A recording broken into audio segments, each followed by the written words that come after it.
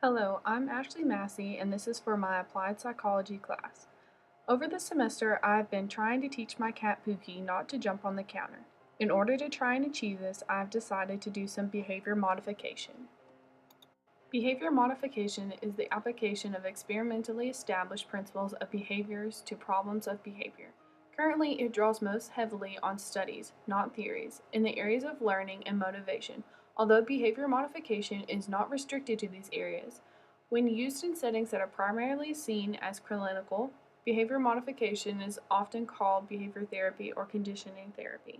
Behavior modifications is sometimes equated with the applied operant conditioning, which is just a part of behavior modification and is most accurately called experimental analysis of behavior. In the last few years, some writers have used the term behavior modification to refer to almost as any practice that alters human behavior. But this is not the case. More specifically, behavior modification is not brainwashing or mind control, and behavior modifiers do not use psychosurgery or electric shock therapy, but only occasionally use drugs as a temporary adjunct to the changed procedure. Rather, behavior modification is structured learning in which new skills and other behaviors are learned, and undesired reactions and habits are reduced, and the client becomes more motivated for the desired changes. Behavior modification is experimentally based. The assumption of psychology is that there is a set of laws that describe factors which affect a person's behavior. A person's behavior is changed regardless of what the procedure is called, such as behavior modification, analysis, influence, non-directive counseling. The change must be based on these laws, and the closer the treatment procedure comes to using these laws, the more effective it is. It is not known exactly what these basic laws are, but the experimental psychologists believe that information from experimental studies is the approximation we have at present. The practice of behavior modification includes technology of applying these principles to human problems. As various change procedures are developed, they are too experimentally studied in terms of such questions as how effective are different approaches for different problems and how can specific procedures be improved. Therefore, behavior modification is continuing to evolve and improve. As you can see, my cat Pookie loves to get on the counter, even meows and talks to me, but this is a problem that I want to fix. I tried a few things that normal cat owners would do, like snapping at them and trying to push them off the counter and things like that, but they really didn't work, so I had to take different measures. Punishment is a term used in operant conditioning to refer to as any change that occurs after a behavior that reduces the likelihood that the behavior will occur again in the future. While positive and negative reinforcement are used to increase behaviors, punishment is to focus on reducing or eliminating unwanted behaviors. Punishment is often mistakenly confused with negative reinforcement, but you need to remember that reinforcement always increases changes in behavior that will occur, and punishment will decrease the changes in behaviors that occur. The difference between positive punishment and negative punishment is that positive punishment is the type of punishment known as punishment by application. Positive punishment involves presenting an adverse stimulus after a behavior has occurred. So, for example, when a student talks out of turn in the middle of class, the teacher might scold the child for interrupting her. Negative punishment is the type of punishment also known as punishment by removal.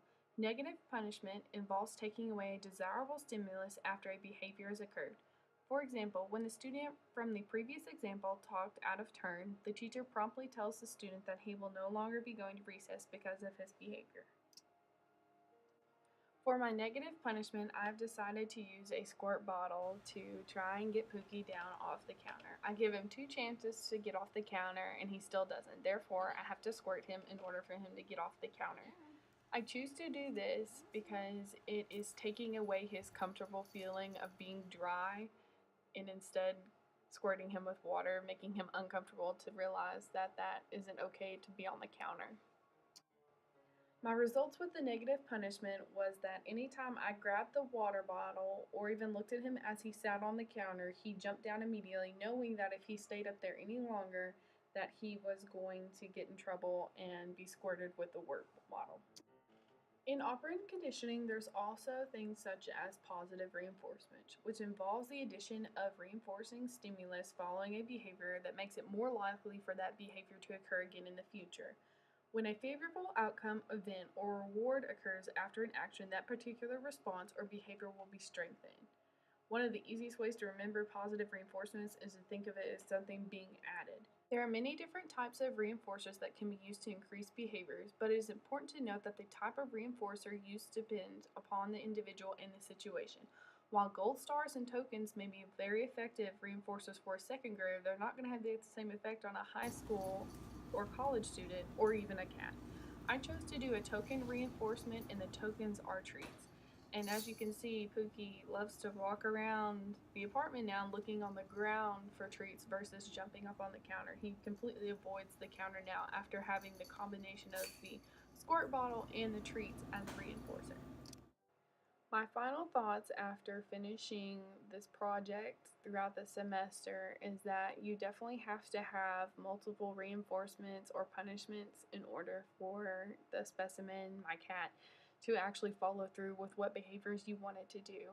Operant conditioning is used in daily basis in media advertising, child learning, psychological treatment, and teaching. Used appropriately, operant conditioning plays a significant role in the complex undertaking of correcting severely maladaptive behavior to the simple modification of slightly unfavorable behaviors.